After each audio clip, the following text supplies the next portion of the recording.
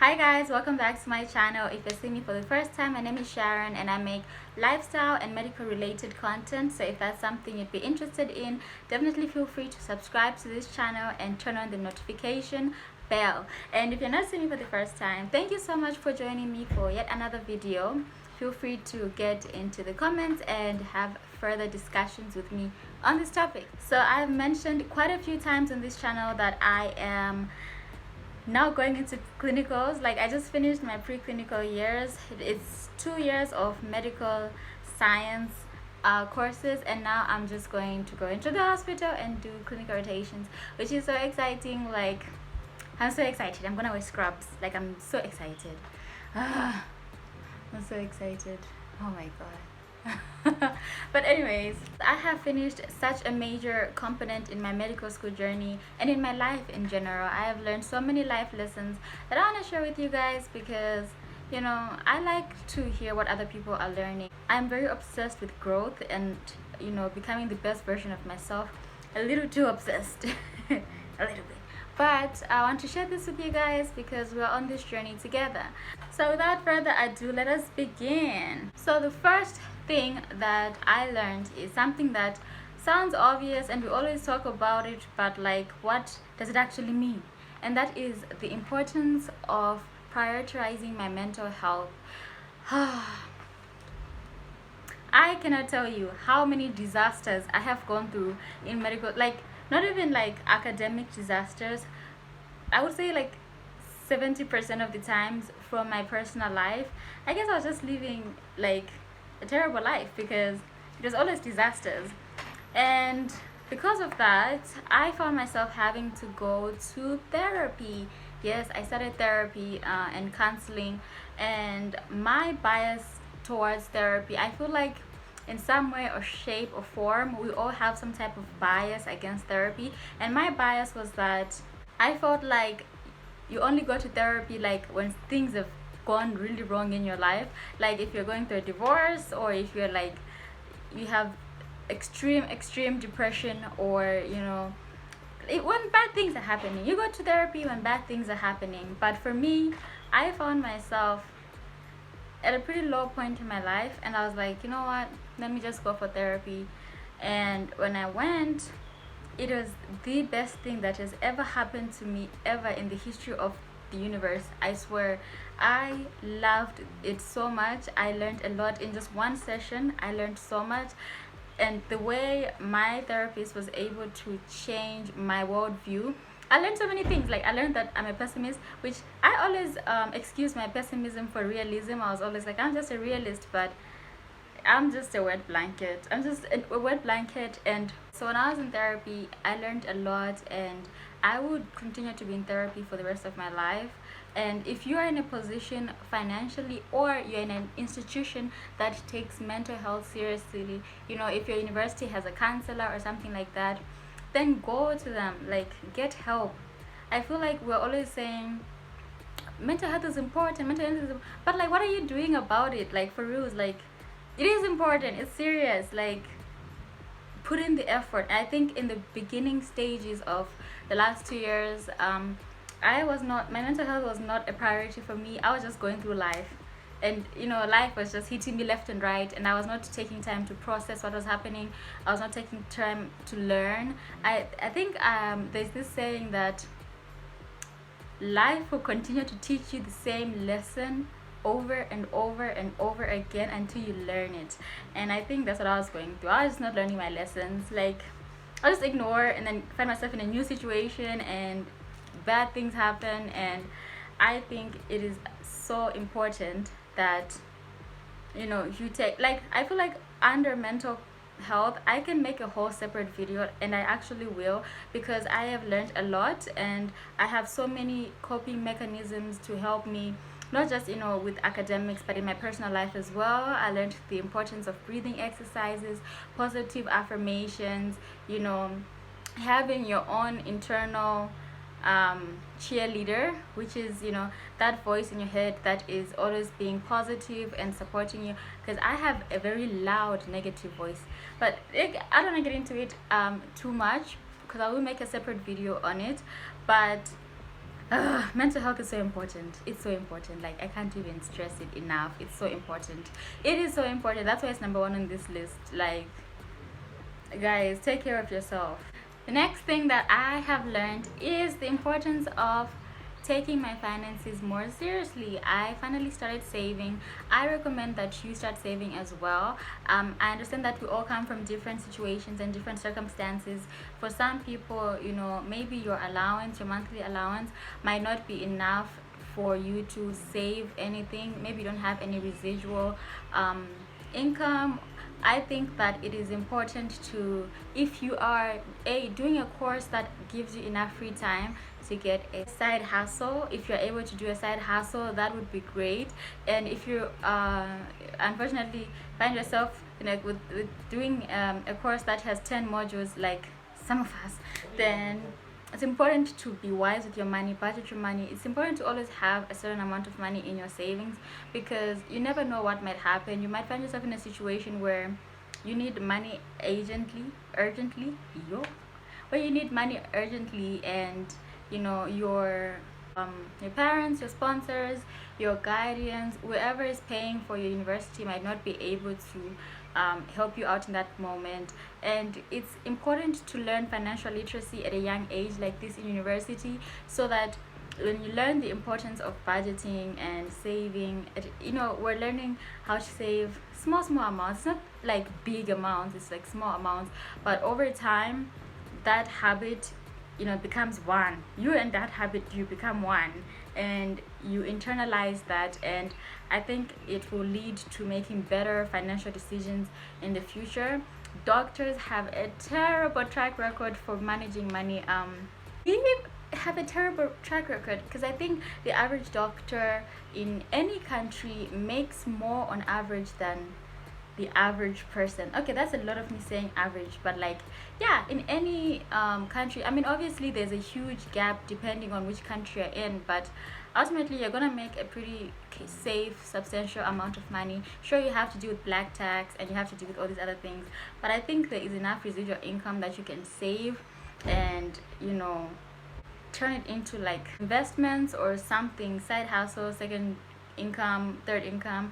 And I think doctors have a terrible track record for it, because when we're in medical school, nobody's teaching us about finances, nobody's teaching us how to handle our money, nobody's teaching us these things. Like, we have to teach ourselves these things, and you have to start at a young age. You have to learn the importance of not being too frugal, but just like put aside some money, even if it's 100 kwacha each month. Like, by the end of 12 months, you have 1,200 for emergencies. You know, you might find yourself stranded one day. I don't know, you are stranded and it's like dark and you need like transport, and you're able to just get in a Lendo that with money that you saved for yourself. And it's important, you know, give yourself crazy goals and see if you can attain it, because really, what do you have to lose? What do you have to lose? Nothing. You have nothing to lose. Nothing to lose. Number 3, remember 5 seconds ago when I said life will teach you the same lesson until you learn it? Yeah. I have been so mean to my gut, and I mean my gut, like my intuition. I have been ignoring my intuition like it's nothing. And another thing I learned in therapy is when you ignore your own boundaries, you're disrespecting yourself. And one of the ways that you're, I don't know what you want to call it, if you are religious, you'd say maybe you have a guardian angel, or it's your spirit, or you know, whatever is protecting you. If you believe in science, you say, you know, it's years of evolution trying to protect you. But whatever it is, your gut is there for a reason. And I think my gut has only been wrong like 10% of the time. The other 90%, it has been so correct about so many things, not just, you know, certain people, but certain situations. You know, I've been in situations where I knew like, I have no business being here. Like, I have no business being in this situation. And I stay in that situation because I'm like, oh well. And I ignore my gut, I ignore my instincts. Therefore, I am disrespecting my own boundaries. I'm being disrespectful to myself. Because everybody in my body is telling me, Sharon, this person is dangerous. You know, like, have you ever interacted with someone and you can just, they just rub you the wrong way. And you're like, dang, this person. the way that they're moving is kind of funny, or like you just don't, I don't know, you just get bad vibes. Those bad vibes, listen to those bad vibes. Because I have ignored those bad vibes and I found myself in trouble because I knew that I should not have been doing A, B, C, D, E, F. And I am generalizing it so you can color it with your own personal experience, your own personal life. I'm pretty sure you've been in a situation where you were like, every cell in your body, your mitochondria was telling you no, no, please let us leave, and you stayed. And that can be in terms of a friendship, that can be in terms like a business situation or a relationship or whatever situation you found yourself in where you're like, I have no business being here. Then don't be there. Listen to your gut. Listen to your gut. It's literally there just to protect you. I promise you. Your gut loves you. It loves you so much. Number 4. This one is also very important. I learned the importance of balance. This is not something that I regret, but it's something that I did, and I'm happy that I did it because I was so nervous about it. I didn't know if I should even be doing that, but looking back, I'm glad that I did it. And that's just, I balanced life with like academics. Like, I had a very balanced life. I would make sure that I was on top of my game academically, but I'd also make sure that I was not just a recluse, like living under a rock, just studying all the time. When I was in pre-med, which is like the last 2 years before okay, let me not start with the mathematics, but like I've been in school for 4 years now. I'm going to my 5th year. And when I was in pre-med, I had no life. Outside school, I had no life.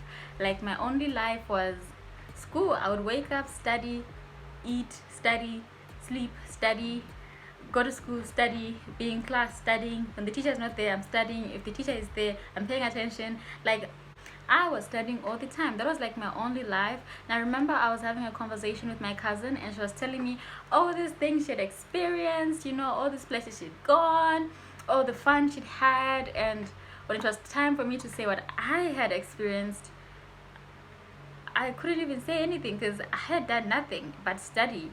And guess what? I still didn't make it into UB. So looking back, I should have just had more fun. Like, it was not worth it. It was not worth it because I look at the 2 years when I was in pre-med as just like a dark hole in my life.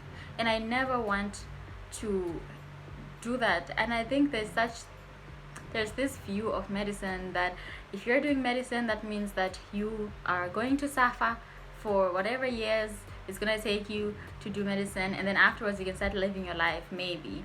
But I chose not to live like that. I chose to have fun, enjoy myself, you know, see new places, you know, meet new people. And I'm glad that I did it. I was always scared that I'm gonna fail. I was always like, what if I fail? What if I fail? I'm doing these things, and what if I fail? But I didn't fail because I kept a balanced diet with my life. I was very balanced with my extracurriculars and my studying. And that's something that I recommend towards you guys. Like, don't just become a recluse and like school is your whole life. Like, that's sad. You look back at these days and your only memories are writing a biochem exam. Like, your highest point can't be the fact that you once got an A in physiology. Like, that's great, but it shouldn't be your only great memory, you know. And once again, take my advice if you want.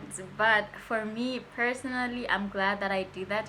And it's something that I'll continue to do throughout medicine. And if it means making some changes, you know, instead of studying from 15 to 20, if it means I have to study between like 18 and midnight, then that's fine. That's something that I'm okay with. Do you understand? Can you understand what I'm saying? Because I feel like maybe I mumbled that one a little bit, but like, balance is key. It's important. Okay, number 5, the importance of trying new things. I can't stress this one enough. We would never be in this situation ever again. I cannot stress this enough. You'll never be in another situation where somebody else is in charge of your finances. Not like in charge, but like they're paying you to go to school, basically. And the consequences for your actions are they're minute, you know, they're limited, you know. It's not as strong of a consequence. Like, if you don't go to class one day, no one's gonna fire you, you know, like you just, maybe you get a bad grade, that's the worst, but you can recover from that. And that's what makes this time in our lives such an important time to try so many new things. I have tried business ideas, I have tried, you know, I started my YouTube channel. You know, I am an advocate for just try it, because the regret that you feel for something that you didn't do is way worse than the regret that you feel if you did something and it was cringy and you're like, ugh, maybe I shouldn't have done that. But nothing will eat you up more inside than regret for something you didn't do. Oh, I can't tell you, so it's important to try new things. And I only learned this lesson over the last couple of months, but going forward with my life, I'm gonna try whatever is given to me. Yes is my new favorite word. Sharon, do you wanna go? Yes. Sharon, should we? Yes. Sharon, what is? Yes. Okay, maybe not for everything, but for most things, I'm gonna be more open-minded to doing things, trying new things, and yeah, because what's the worst that can happen? Very little, very little. At this point in my life, I don't have stress. Like when I start working, you know, I'll probably have to worry about my rent and like my car payment and like insurance. I don't know insurance of what, but adults are always paying insurance for something, for the car, I guess. Bills. I'll be in charge of my own life. But right now, like if I blow all my allowance, for example, and I buy something silly, I just know that next month I'm gonna get new allowance from my parents. Like that's the beauty of it. Like try new things, you know, just try it. You can't swim, learn how to swim. My school has a swimming pool, go and swim. Last time I checked was like 80 pula, 80 kwacha. Yeah, go try that. You know, you can't play tennis, go learn. You can't you don't know how to dance, go for dance class, you know. Now is the time, you know, like now is the time. Carpe diem, seize the moment. The next point that I want to learn is the importance of standing up for myself and speaking up for myself. I am a very opinionated person. I have a million opinions. When I was in high school, I didn't really, I didn't have a life in high school either. I had one friend in high school, and all we used to do was read. We used to read so many things, and you know, that's just all we used to do, was just read and read and read and read. And because of it, I have so many opinions on a lot of things. I'm a bit of a know-it-all. It's very annoying for other people who know me, but I find that when my own values and morals and viewpoints are challenged, I tend to just like brush it off. I'm a pro-black, trans-inclusive, intersectional feminist. What, Sharon? How could I'm not interested in having those arguments. Please, if it's something you generally want to learn about and want to know more about, then DM me. We can have a peaceful discussion about it. I can teach you new things if you want to learn, and we can definitely, I can recommend books to you to read. I am very pro female empowerment, and I find myself in very sexist situations or very misogynistic situations, and I tend to not speak out because I'm so scared of like starting an argument. You know, like how misogynists are so loud. They're so loud over opinions that over something they read on Facebook. Like they read one thing on Facebook and now they want to argue, and I'm always like, I don't want to argue because, you know, I want to maintain my peace of mind, but you know, I should stand up. I was having a conversation with my friend, and he had just learned, you know, about feminism and, you know, women's empowerment and all these new terms, and he was, you know, and I was telling him, oh, that's interesting. Those are things I'm passionate about too. And he was like, in all my years of knowing you, I've never known you to ever say anything that aligns with that. And I think that was very sad, because that's so sad. Like, I should have spoken up, you know? When people make jokes about hitting women, that's not funny. That's something that should be spoken up against. And moving forward, that's something that I want to speak out more about. And if people get angry and they want to have an argument about it, then they can argue by themselves. They can argue by themselves, because these are things that you can just check the statistics on the internet. Like, you can just check the statistics on the internet. Like, it's free. Google is free. Ignorance is a choice at this point.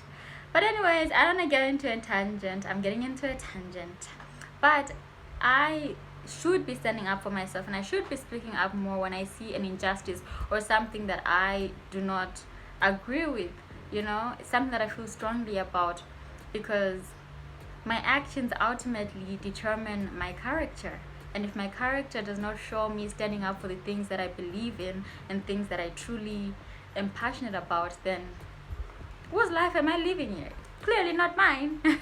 I don't want to get into any debates with people, but at the end of the day, if you're going to make jokes about like gender-based violence, and you're going to make jokes about sexual assault, that's not funny. That's not something that I find funny. That's something that I find, those are fighting words with me, but that's something that I still have to work on. Yeah, that's very heavy.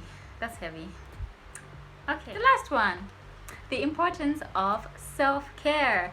Now, self-care, this is like a whole thing about self-care where it's like you're supposed to pamper yourself, and like cucumber is in your eyes, and like, I don't know, like going to a spa and getting massages, and that's self-care, yeah. But that's like the more glamorous side of self-care. Like, real self-care is ugly.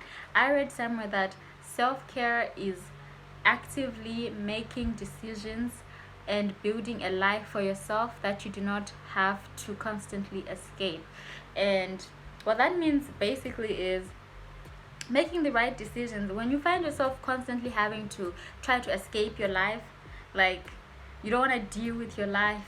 I know some people who cannot just sit down for 5 minutes because they don't want to think about whatever's going on in their lives. And I think by that time things have gone too far. But I feel like for me personally, self-care means keeping myself out of situations with people where I know that it's not gonna end well. There's certain people who, first of all, we're all toxic. Everybody has been toxic to somebody. We're all toxic. It's life, it's humanity. Like, we're all complex creatures, and we're gonna butt heads every once in a while. But if there are toxic people in your life who are constantly doing toxic things or putting you in very dangerous situations, for myself, I used to excuse that behavior by saying, they're good people at heart, like they're being toxic, yeah, but like they're good just because you understand why people behave the way that they do does not mean that you should tolerate it. Sharon, do you hear that? And one of the ways that I'm gonna be practicing self-care is keeping myself away from people who do funny things, act funny, say funny things, like the people I'm talking about, the situations.